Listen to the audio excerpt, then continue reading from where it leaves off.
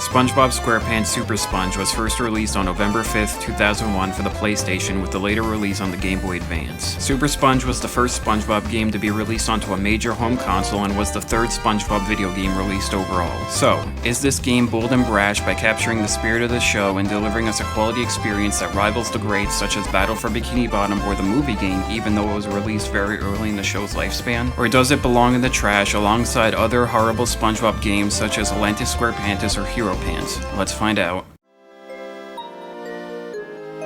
For Patrick's birthday, SpongeBob decides to get him a signed photo of Mermaid Man and Barnacle Boy. But with the duo both having a disdain for SpongeBob, they send him out on a series of increasingly harder scavenger hunts in an attempt to get rid of him. It is now up to SpongeBob to complete the hero's requests in order to get that signed photo for Patrick. The graphics are a weird mix of 3D sprites and drawn foregrounds and backgrounds, and to be honest, it doesn't gel at all. This statement echoes what I said in my third review for the PC version of Lights Camera Pants, but to give that game credit, at least every 3D model looked like they belong in SpongeBob as opposed to this game, because the 3D sprites for this game outside of the main characters look so very out of place. The best example of this is the final boss of the game, the Iron Dogfish, just because of how much realistic detail was given to him as opposed to cartooning him up. Now, as for the drawn parts of the game, they actually look pretty nice and are, for the most part, much more appropriate for the world of SpongeBob than the 3D parts. The gameplay is your standard platformer in which you must get to the end of the level by jumping from platform to platform, defeating enemies, and then collecting an item to get to the next level. While doing this, you must also collect golden spatulas scattered throughout the level to stay alive in the same style such as Rings and Sonic games, which is to say if you get hit, all of your spatulas will be lost, but as long as you hold onto at least one spatula, you'll be fine. While traversing through the levels, you will also come across items to help you defeat enemies, cross over gaps, and destroy walls blocking your way. Finally, this game also has boss battles in which you must defeat a boss by learning their patterns, depleting their life bar, and finding their weaknesses. The controls for this game are slippery. This is because of just how fast SpongeBob is at full sprint and the fact that he has no momentum at all, because if you change direction, SpongeBob will start going in a different direction immediately instead of slowing down. The controls other than that are pretty average, with X to jump and X again to do a ground pound while in the air, circle to collect with certain items, square to use an item, and triangle to unequip an item.